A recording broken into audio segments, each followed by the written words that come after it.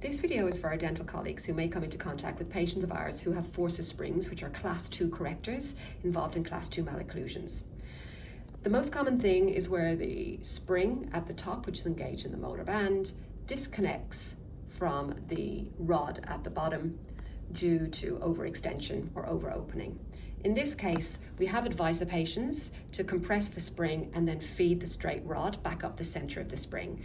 They will require to be opened at their maximum level in order to do this. The second issue is where they lose one or both of the components. If you find that the lower rod is missing, this spring section will flop around. In that case, you will need to section the spring here and here. And this will allow the metal spring area to disengage from the molar band. If the spring is missing and the lower rod is the thing that's present, then you will have to section with a crown cutting burr around here and remove it from the lower arch wire.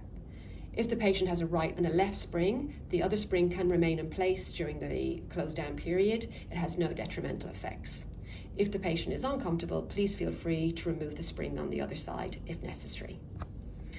If there's a case where the molar band has become loose, then you will need to remove the molar band and also remove the spring at the bottom.